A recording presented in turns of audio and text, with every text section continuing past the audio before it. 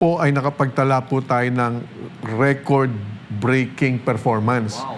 Ibig sabihin, buwan-buwan talagang napakataas nating naging koleksyon at lampas pa. At sa mga oras po ito, makakasama po natin live dito po sa studio ang pinakamataas na official po ng Bureau of Customs, si Commissioner Ariel Nepomuceno. Sir, good morning at welcome po dito sa program Pulso ng Bayan ng SMNI. Magandang umaga rin po sa ating mga kababayan. Good morning po. Yes, sir, kumusta po kayo? Ano po ba ang inyo pong masasabi ngayon na dati para sa kaalaman ng ating mga kababayan, si Commissioner Ariel Nepomuceno po ay dating executive o administrator ng Office of the Civil Defense at Executive Director ng NDRRMC at ngayon ay nagsisilbi bilang Commissioner nga ng Bureau of Customs, sir.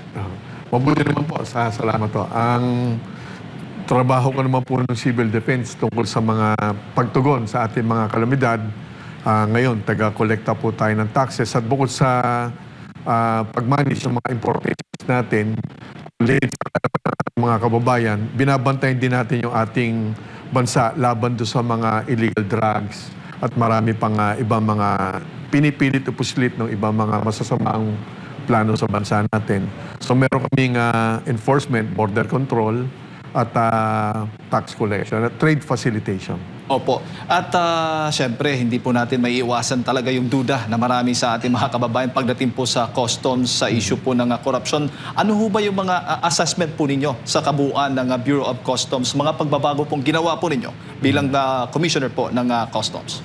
Una-una, ganito yan. Ano? Ang naging suliranin na minana lang naman natin sa BOC, ito ay dekadang problema na to put it simply, we have ignored the problems and somewhat looked on the other way. Ika nga. Ibig sabihin, may mga dapat ayusin sa BOC. Hindi to kasalanan ng dating commissioner, kaibigan ko si Commissioner Rubio. Ito ay minana niya rin lang. So, dekadang problema yan. Kaya yan ang aking mission ngayon nung ako umupo noong July last year. Dapat baguhin natin. But ang pagbabago sa BOC, dapat yan maging technology-based ang ating solutions. Teknolohiya, available naman po yan. Yung mga proseso, dapat yan mailagay kagad. Hindi nga lang overnight yan. Lagi ako natatanong, bakit kailangan pa ng that time, 1 year to go? Dahil meron tayong procurement process. Hindi naman yan parang private sector. Bibili ka ng IT or technology na i-install mo kagad.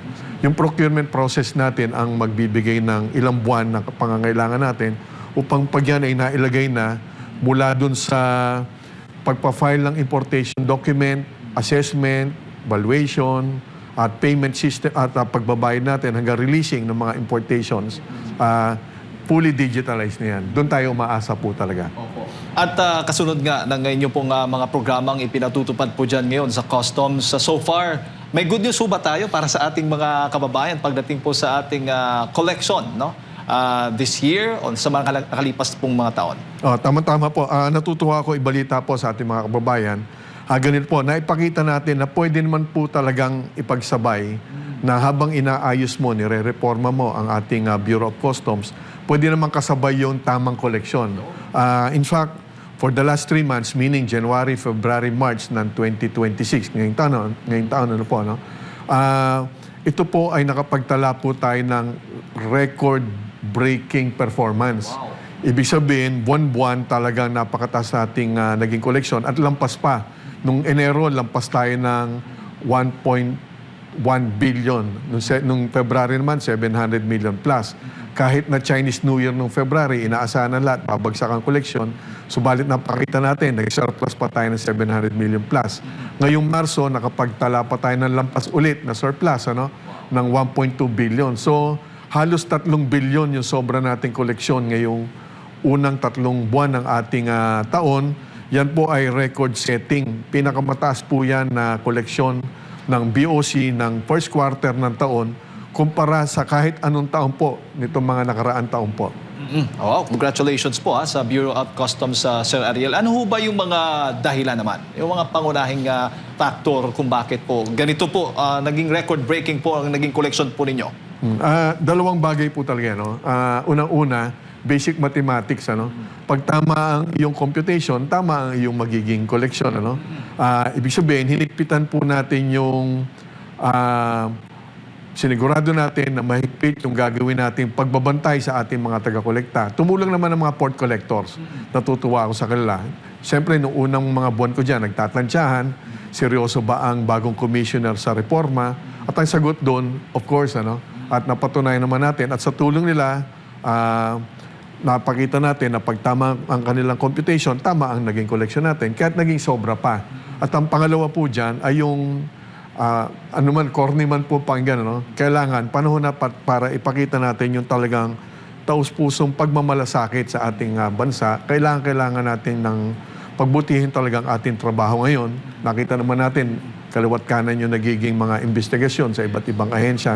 Ang sabi ko nga sa aking mga kasamahan, yung BOC, pilitin natin na kahit papano magbigay tayo ng inspirasyon sa ating mga kasamahan sa trabaho sa ibang ahensya ng pamahalaan sa pamamagitan ng tamang pagkolekta ng ating buwis. At pangalawa, ulitin ko, marami tayong mga nahuhuling illegal drugs, pati yung sigarilyo. Halimbawa, ang sigarilyo, pinapasok yan sa international ports. Maigpit tayo dyan. Kaya yung mga nasa illegal trade of cigarettes ay nagmamanufacture na.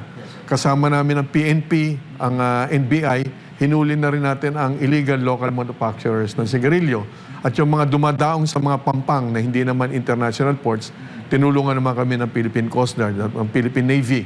So tulong-tulong yung iba't ibang ahensya ng pamahalaan. So tama yung koleksyon natin dahil ang paniniwala ko, sumasabay na ang karamihan sa aking mga kasamahan sa BOC, sumasabay na sa pagpapatunay na pwede tayong magmalasakit ng tama talaga sa bansa sa pamamagitan ng tamang koleksyon po natin. Opo. Nabanggit po ninyo yung mga ginagawang investigasyon ngayon ng Kongreso, Sir Ariel. Kabilang ho ba sa mga nakolekta po dito sa record-breaking na collections po ninyo, yung mga nakumpiska po ng customs, ng mga luxury vehicles po ng mga ilang individual na nabanggit po sa mga investigasyon?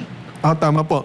Kasama po dun sa mga na-i-auction namin, ibig sabihin sa bidding process po yan, mahigit 100 million po yung aming, yung kinita po ng BOC mula sa pagbebenta ng mga luxury vehicles na ating nakuha. Base naman po yan dun sa mga nag-iimbestigasyon ng sa DPWH po So nakuha na po natin yung mga sasakyan ng ilang mga kontraktor at yan ay ibinenta po natin sa pamamagitan po ng public auction. Kasama po yon. Recently nga po, hindi pa nakasama dyan sa report na yan, na ibenta rin po natin yung tinatawag na Pogo Cars, yung Bugatti. Yan akala namin bibilin yung dalawa ng 50 million each. Sa kabutihan pala, dahil napaka-transparent natin, live stream po yan sa social media, na ibenta natin na sa halit na 50 million each, nabenta natin na mahigit 100 million bawat isa, na doble pa. So malaki po yung contribution ng ating public auction dito sa ating total collection para sa Bureau of Customs. At marami ding bumibili, Sir Ariel. Nagugulat po ako Marami mayaman pala dito sa bansa. Marahil yung pagiging transparent po ng proseso, nakuha po natin yung tiwala ng ating mga kababayan na interesado po dito sa mga sasakyan na to. Sumali po sila, mga hindi po natin kilala yan. Nakita naman sa YouTube yan, yung envelope, doon na lang natin nakikita. At mas malaki pa sa inaasahan po natin. Linawin ko lang po, yung pong kinikita po dyan, hindi po yan mapupunta sa Bureau of Customs. At tanggap ko naman po sa ngayon, maaari ang tiwala ng ating mga kababayan sa Bureau of Customs ay negatibo pa. Kaya pinagsisikapan po naming mapabuti ang ating pagsisilbi upang makuha namin ang tiwala ng ating mga kababayan. Yung kinita po sa public auction, yan po ay mapupunta sa National Treasury po natin upang magamit po ng ating bansa yung mga kinikita po sa pamamagitan ng BOC, magagamit po yan sa mga programa ng ating pamahalaan. Hindi po mapupunta yan sa BOC. Okay. So hindi po kabilang po doon sa target collection po ninyo itong mga... kasama po yun. Kasama pa rin. Kasama po yun. Okay. Subalit yung paggamit po ng pondo na yan, nasa pamahalaan po yan, sa pamamagitan po ng Kongreso. Kongreso po yung magsasabi ano ang budget po natin taon-taon po. Opo. Sir Ariel, alam natin ngayon, nasa gitna tayo ng krisis. Hindi ho ba naapektuhan ang pagdating ng mga produkto sa ibang bansa dito sa Pilipinas? Naapektuhan po. Actually, buti po na itanong nyo po. Ngayong Marso, bumaba ng 18 to 20% yung tinatawag na volume of importation so natin. Ibig sabihin, bumaba yung dami ng ating mga inaangkat, raw materials o finished goods. Subalit kahit bumaba yung volume ng ating imported goods, tumaas naman ang ating koleksyon. Kahit naipakita natin kahit papano na kahit apektado ang ating importations, bumaba, subalit tumaas naman ang ating koleksyon. Opo. This time, next month o April ba, may target ho ba tayong collection na aabutin?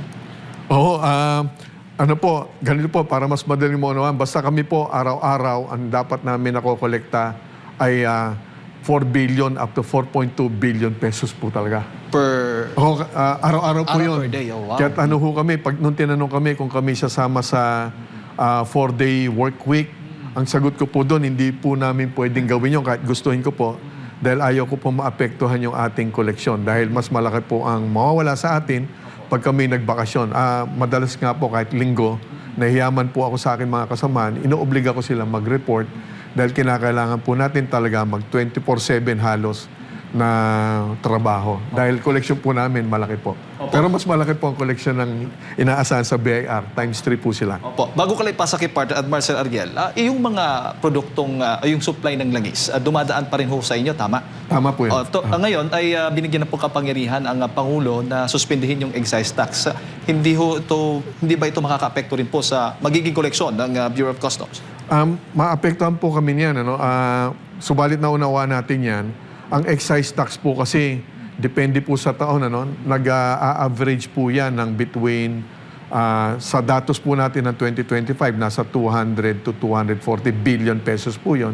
Ibig sabihin sa buwan-buwan 16 to 20 billion po yung pinag-uusapan po natin dyan. Subalit may taon naman po na 100 billion plus po yan, isa-isang taon.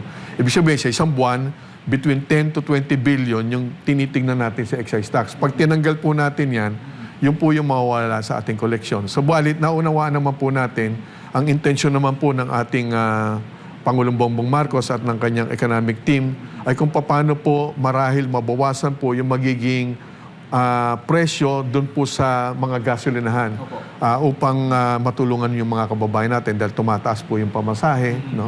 So naunawaan po natin yun. Wala naman pong problema yun. Kami po ay of course tutulong, susuporta kung ano po yung dapat nating gawin para mabawasan po yung malaking pagsubok po dito sa ating... Pero so far, last na lang partner, meron na bang dumating since na-declare itong pagsuspending ng excise tax ng mga imported na langis? Tuloy-tuloy naman po. Actually, ang problema naman po, wala naman po sa volume ng pumapasok na petroleum products. Pag tiningnan nyo nga po yung January 2025 hanggang March 26, lagay nyo March 31, 2025, yung volume po ng petroleum products, ikumpara nyo sa taon ngayon, ng January up to March 2026, actually, mas marami pa hong pumasok. Last year po, 3.9 million metric tons po yung kabuuan. Ngayon po ay almost 4.4 million metric tons po for the same period. Ibig sabihin, mas marami pa nga yung volume. Subalit, yun nga lang, yung presyo po, tumaas nitong bandang huli po.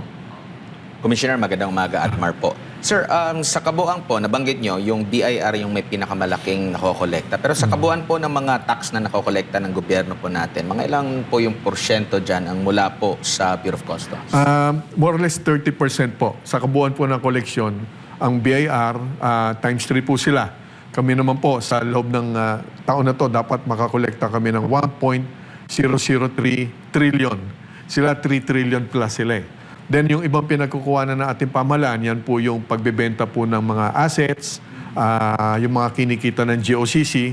Subalit ang pinakamalaki po, BIR, at kami ay 30% ng target po ng BIR. Opo, maliban po dito sa Kalakang, Maynila, ano bang mga rehiyon ang may malakas yung koleksyon sa tax ng Bureau of Customs? Tama po. Una-una po talaga, tama po yan. Maynila, dalawa po ang malaking puerto natin sa Maynila, POM at MICP. Pumapangalawa po ngayon ang Batangas, Limay, and then of course ang Cebu, Davao, Cagayan de Oro. So yan po, marami naman po tayong inaasahan po. Yan po yung mga tinatawag natin na billionaires club ng ating BOC. Hindi po billionaire yung mga tao, billion po yung kanilang mga nakokolekta po dyan. At yung NAIA po, kasama na rin po yan. billion din po ang natatarget nila every month po.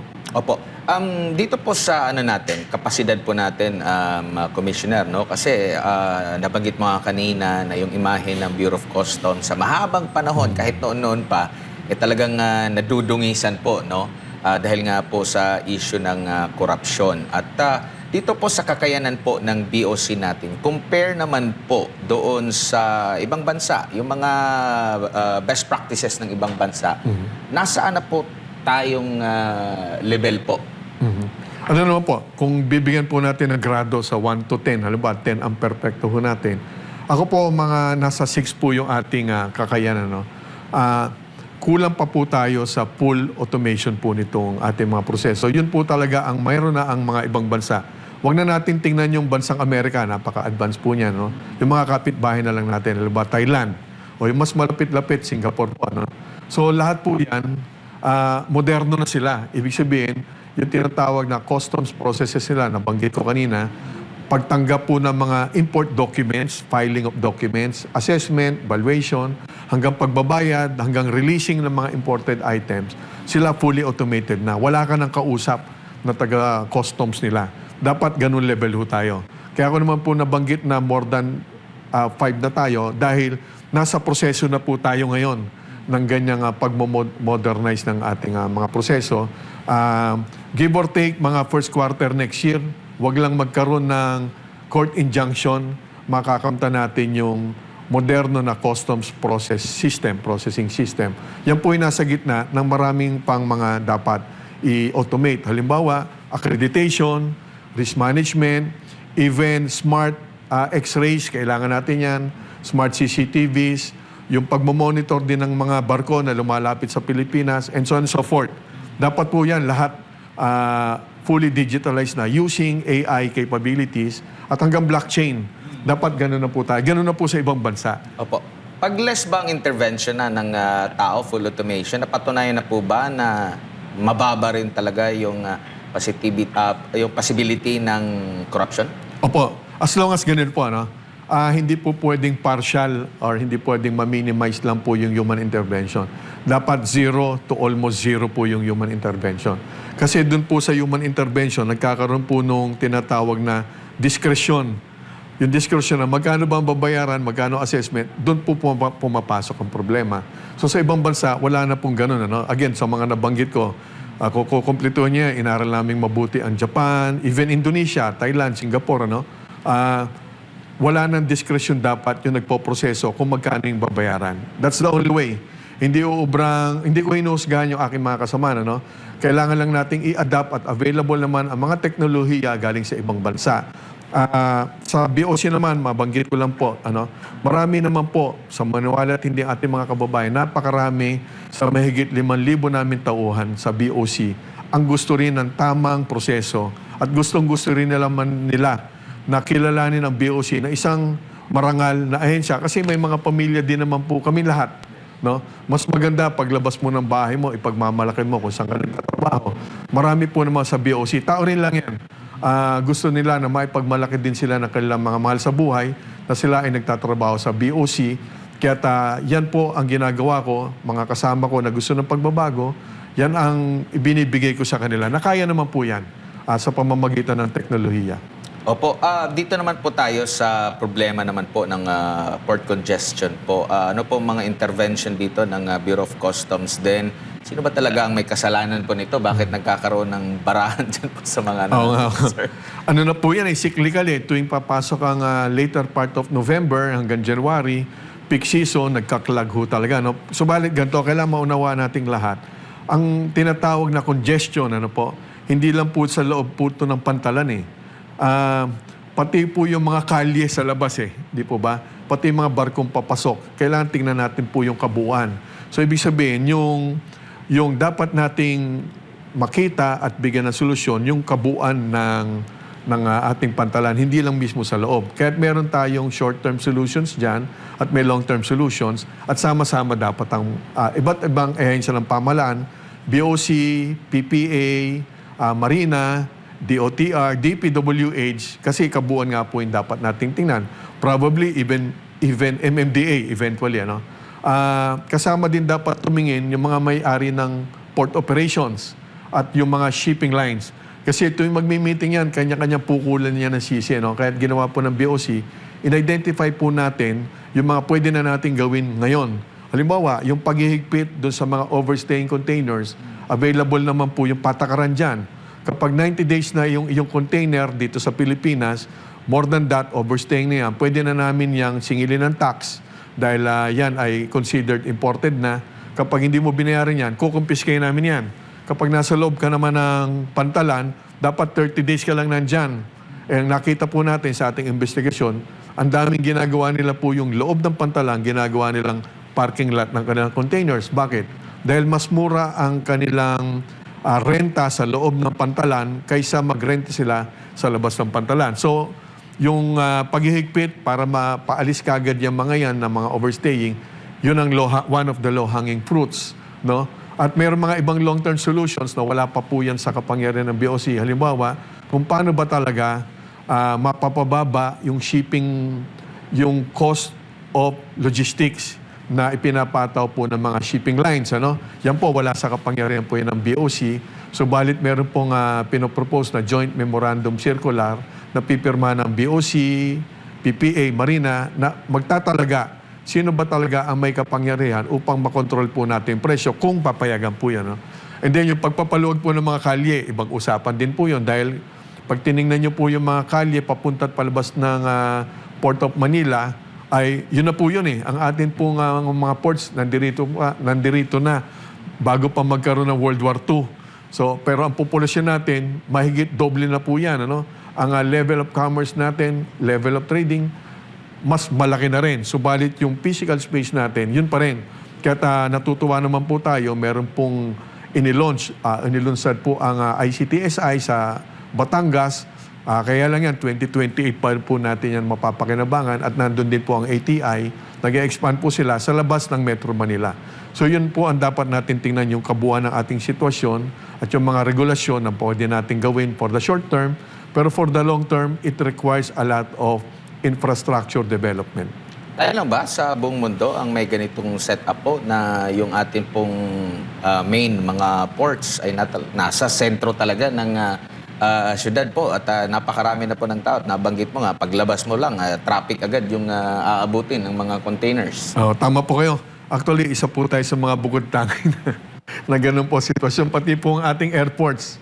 No, kaya nagkakaroon nga po ng mga proyekto na inilalabas na rin natin po yung airport. Ano? Marahil sa buong kasaysayan ng iba't ibang sibilisasyon, ganun po talaga eh. Kaya lang hindi po tayo nakahabol na habang lumalaki po ang ating populasyon, inilabas na sana natin yung mga international ports natin. Sa ibang bansa po, including airports nila, inilalabas po nila na ng kanilang original center of government po nila. In fact, pati yung kanilang center of government, ang Malaysia, ang even Cambodia, inilalabas na po nila yan ng kanilang seat of government. Opo. Sir, dito naman po sa talagang laging natatatak sa inyo yung issue po ng smuggling. Gaano na po katalamak? Pahirapan na ba sa mga smuggler ang pagpuslit dito dahil sa may mga additional tayo na mga ginagawa po? At tanong talaga ng karamihan, kasi marami na pong nakaupo dyan sa Bureau of Customs. Pero yung salitang smuggling, nandyan pa rin po, no? Nakadikit pa rin po dyan po sa opisina. Bakit po kaya marami pa rin pong mga naglalakas ng loob kung nandyan pa rin sila? Nagpupuslit, sumusubok pa rin na magpuslit po kahit marami ng mga operation tayong mga naririnig po. Dalawang bagay po. Ano? Ang pinakamagandang patunay na mahigpit po tayo ngayon, at least panahon po namin yan, no?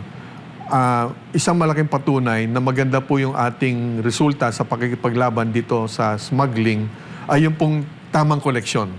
Kasi pag malala ang smuggling, ang koleksyon mo babagsak eh. So, hindi naman po sa self-serving. Ano? So, balit, yung mas mataas na koleksyon, kung ikukumpara nyo po itong lahat ng mga nakaraang taon, ano, mataas po ating koleksyon, isa po yung senyales na maganda po yung ating pakikipaglaban dito sa mga smuggling. Ano. Isa po yan. At pangalawa naman po, kung tatanungin po natin yung mga stakeholders. Ibig sabihin, importers, manufacturers, yung mga business groups, business organizations, sila po mismo ang nagsasabi openly, publicly, na nararamdaman po nila yung mga pagbabago na gagawa po natin sa BOC ngayon. Sila po yung nagpapatunay niyan. Ngayon, tingnan po natin halimbawa, balikan ko po yung sigarilyo. Dahil po sa higpit namin laban sa smuggling, nagkakaroon na po, sang-ayon kay Secretary John Vic Remulla, pumupunta na po sa illegal manufacturing yung mga nagpupusilit ng sigarilyo. Ang ibig sabihin yan, dahil hindi po sila makalusot basta-basta ngayon sa ating mga pantalan, naggumagawa na po sila ng illegal ng mga manufacturing area sa Pampanga, sa Mindanao. In fact, bukas nasa Mindanao ako dahil may nahuli din kami dyan. Buong bansa, gumagawa na ho sila ng illegal manufacturing of cigarettes. Senyalis yan na hindi po sila basta-basta makalusot po sa ating mga ports. Meron na rin nagpupuslit ngayon doon sa hindi international ports. Kaya lang, nahuli naman sila ng Philippine Navy, nahuli naman sila ng Philippine Coast Guard.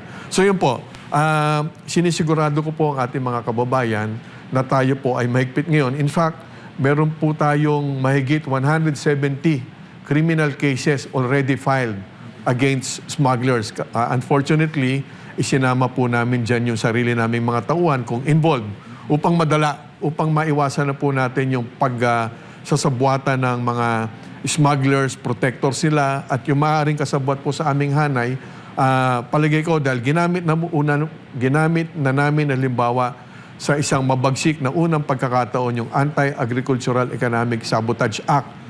Nakakatakot na batas yan dahil wala yung piyansa. So pag nakasuhan ka niyan, umabot sa korte, kulong ka kagad. So marahil magkakaroon po ng pangamba o takot yung mga gusto pang gumawa ng agricultural smuggling dahil yan po ay ginawa natin last month. Meron na rin naman na file na dati, no? Kaya lang ito po, kasama po yung sa tingin namin at tumulong sa kanila sa hanay ng BOC, matatakot na po yan. Opo, sir, huli na lang mula sa akin kasi nga crisis ngayon sa langis, no? Hindi lang sa Pilipinas, buong mundo. Meron bang mga nagtatangka rin na magpuslit or pahirapan sa kanila na magpuslit kasi mataas yung presyo ng langis ngayon? Marahil may magtatangka po niya. No? Subalit sinisigurado po nating lahat, lalo-lalo na ating mga kababayan, nakasama po ng iba't ibang items po, no? Imported items, kasama po yan langis o petroleum products. Mahigpit po tayo ngayon. Again, makikita natin dahil gumanda po ang ating koleksyon, yan po ay senyales na epektibo po yung ating pakikipaglaban dito sa mga smuggled products po. At dagdag lang, Sir Ariel, yung mga bilang o kaso po ng pagpupuslit ng iba't ibang mga produkto tulad ng sabi mo, yung sigarilyo, illegal na droga, sa record po ba ninyo, ito'y tumataas o bumababa? Ganito po yun. Tumataas po yung illegal manufacturing eh. Okay. So, kasi yung nasa loob po ng customs, again, maigpit tayo, senyalis po yun, ano? So, tumataas po yung illegal manufacturing, halimbawa ng sigarilyo. Again, senyalis po yan na hindi po sila basta-basta makapasok po ngayon sa mga ports natin. So, ang paniniwala po natin dyan, bumababa na po talaga yung insidente ng ating smuggling ng illegal cigarettes, including agricultural products, ano? And other items, even electronics. So, ang batayan po natin ay yung tamang collection po talaga. Opo. Siguro, Sir Ariel, mensahe po ninyo sa ating mga kababayan, ang mandato po ng Pangulong Bongbong Marcos Jr. po sa inyo para po dito sa Bureau of Customs. Dalawa po talagang ibinili ni Pangulong Bongbong Marcos nung ako'y mautusan na hawakan po ang BOC. Again, galing po ako ng Office of Civil Defense, ng NDRRMC. Ang binabantayan po namin dati, bagyo, lindol, oil spill, ano po. Subalit nung ako ay kanyang utusan na hawakan ng BOC, dalawa talagang binili niya. At yan po ay sinumpaan ko na gagawin ko po yan. Unang-una, makuha po natin yung tamang koleksyon para po sa ating bansa. Ginagawa po natin yan. Nakikita naman po sa reports na nag-improve na simula noong July 2025 nang ako po ay nanungkulan. Kasama po yung aking mga kasamahan na galing po ng OCD rin. Sinama ko yan po sa BOC. No? Pangalawang bili naman ng ating Pangulo ay yung pilitin talagang mareforma po ang ating bureau. Ibig sabihin, maibalik po yung tiwala ng ating mga kababayan na mangyayari lamang po yan kapag ang ating mga kasamahan ay nagsisilbi na araw-araw naaalala po namin na tayo dapat may integridad. Yung ipinangako po natin sa ating bansa na magsisilbi po tayo ng tapat, gagawin po natin yan. Dalawa po yun at palagay ko naman po, unti-unti nagagampanan naman po natin yan. Alright. Maraming salamat, Sir Ariel, sa inyo pong oras at sa pagbibigay po niyo ng impormasyon ngayong umaga. Ayan po mga kababayan, si Commissioner Ariel Nepomuceno ng Bureau of Customs ang ating pong nakasama at napakinggan ngayong umaga dito po sa ating programang Pulso ng Bayan.